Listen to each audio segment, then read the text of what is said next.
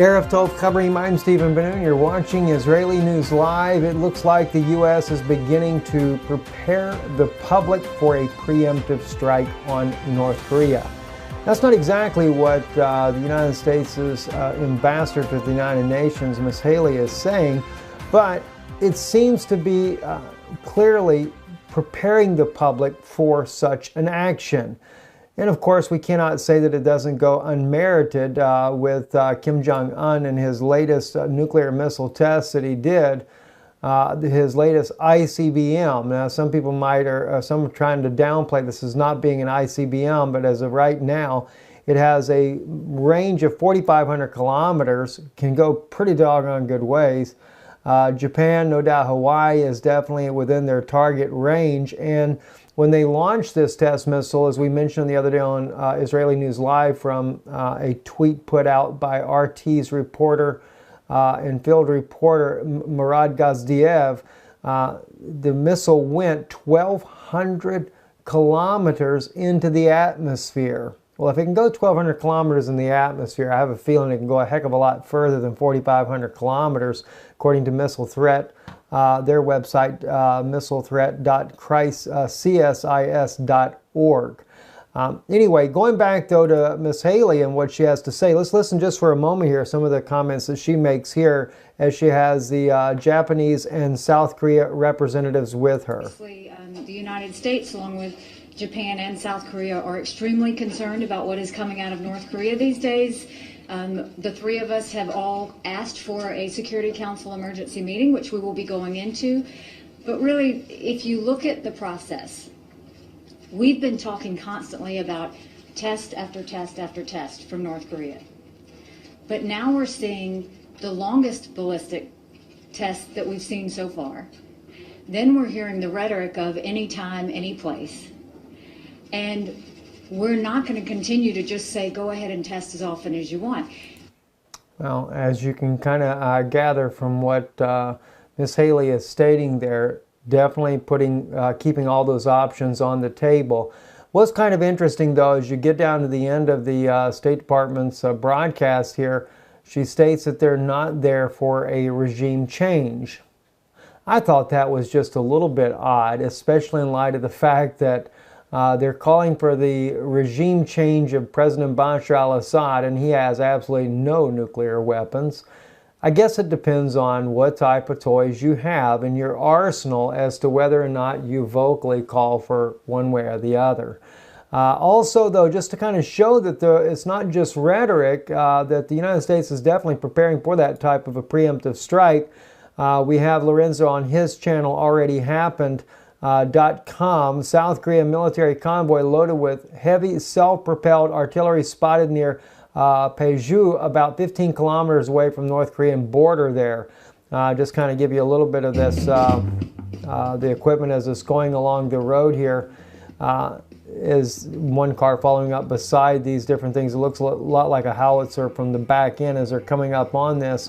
But nonetheless, again, this is more military equipment that is, again, headed back north once again. The U.S. had actually taken the equipment there, pulled it away, and now all headed back once again. I'm sure there's a lot of equipment that's never left to begin with. And also, I believe the USS Ronald Reagan has left one of the Japanese ports as well en route to the area there to patrol the area. It didn't specify where in the report that I saw there, but I'm assuming the Sea of Japan, not far from North Korea's border there, in order to kind of keep a check on what's going on. But like I say, Kim Jong-un has really brought a lot of this stuff upon himself. Not to say there's not been some contributing factors, no doubt, in the background with continued military drills in South Korea getting larger and larger. But, a lot of this could have probably been brought to an end just by simply ceasing the nuclear program from the beginning.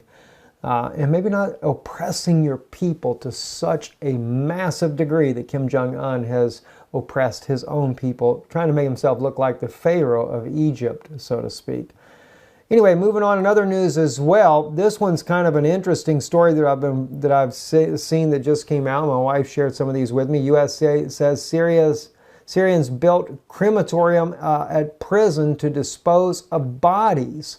This is an accusation coming out by Washington, and again, I believe it's another groundwork for a preemptive strike. So it seems that the groundwork is being laid for a preemptive strike on North Korea, but there's a little bit more tender gloves being used with North Korea because Kim Jong-un, by the way, does actually have nuclear-capable weapons, and now with a much more ability to deliver those weapons at even further distances. I kind of thought it was funny too, though, if you think about it, because when it comes to Kim Jong-un and these nuclear weapons, the U.S. is trying to make it look like, well, Russia should be concerned because they can really reach into Russian territory pretty deep. Kim Jong-un is not worried about Russia, and Russia is not worried about Kim Jong-un using his weapons on his country. I think that's kind of just ludicrous to begin with, but nonetheless, he still could use them on someone, and that's a dangerous situation. But there again, as many people do point out, and critics as well, said the only ones that have used it thus far is the United States. So anyway, let's move on though. So the U.S. is saying that Syria has built crematoriums at a prison to dispose of the bodies. This is some of the latest rhetoric coming out of Washington against President Bashar al-Assad. And I haven't really dove deep enough into this as of yet, but I'm just concerned that, again, it's once again more rhetoric. And why would this type of rhetoric be coming out to begin with? Well, as we already know, the U.S., UK, Jordan deployed troops, tanks in the southern Syria. Syria is what the reports that are coming out, and they've got all this military equipment there, so they got to do something with this military equipment. Don't forget what was stated by former General Wesley Clark when he said, if you got a good military, well, every problem's got to look like a nail because you got a great hammer. So that's exactly what they're doing. Seems like they're building up a bunch of excuses just to go and attack, to bring Bashar al-Assad down in the presidency. And not only that, time has come to assassinate Assad, says a senior Israeli minister. Just unreal the way things are going now. Anyway, housing minister cites reports of fresh atrocities in Syria. Yoav Gallant was IDF major generals responsible for Gaza's front. President Bashar al-Assad should be eliminated to stop the atrocities taking place in Syria, according to an Israeli minister in Benjamin Netanyahu's government. Housing and construction minister Yoav Gallant, a retired major general who led the Israel Defense Forces and Southern Command, which includes the Gaza Strip, pointed to the U.S. allegations that the Assad regime built a crematorium at a prison outside Damascus to cover up mass murders. Now, I do have to say for a moment here, though, when I see this type of wording coming from a minister out of Israel, you have to understand the passions run deep for many Jewish people to begin with, because there was so much of this type of things going on inside of Germany and other countries as well throughout Europe that were under the Nazi regime control. And it's something that the Jewish people look at as saying, you know, never again. We cannot have this happen once again. In my own family, my both mother and father's side, thousands were killed in the Holocaust. And of course, many of them went to crematoriums as well. So it touches a nerve for the Jewish people when they hear about crematoriums. But the question comes in as to whether or not the allegations are really true. Now, we've seen satellite photos that they're showing that they're alleging that this is a crematorium being used to burn the bodies of all those soldiers being killed. But this is something we're going to look deeper into, because once again, allegations are swirling around, and the last time they went swirling around, it sent 59 Tomahawk cruise missiles inside of Syria. So, and yet still never was there a legitimate investigation done that allowed Russian authorities as well to be a balance in those investigations to determine whether or not sarin gas was used against Bashar al-Assad's own people, and whether or not his government was actually guilty of doing just that.